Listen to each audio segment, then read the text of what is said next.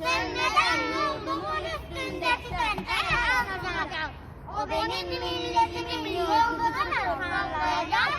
O benimdir, o benim milletimin ancak. Çakma, kurban söyleyin ey inananlar. Sağlamanın kılabilirim, ne bu şiddet bu celal. Sana olmaz dökülen kanlarımız sonlayan. Hakkıdır, hakkı yapan milletin istiklal. Ben ezelden beridir, hür yaşadım, hür yaşarım. Hangi çılgınlara zincir vurarak yaşarım. Kükremizler gibiyim ben dinlere başarım. Yurtlarım dağları enginliğe tırman taşarım.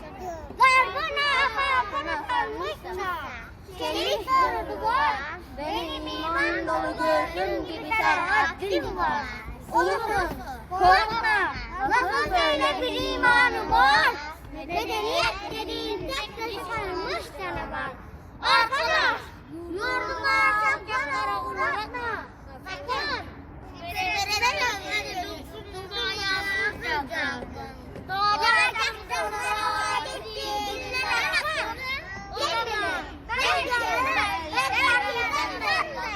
Baktığın yerleri dolmak diyerek geçme. Sakın, düşmanlarındaki binlerce kararlı yapıyorlar. Sen şehit olsun, en iyi yeter. Yanarım vatanı, verme dünyalara olsun bu cennet vatanı. Kim bu cennetten olmaz ki feda. Şöyle sıçrayacak toprağı sıksan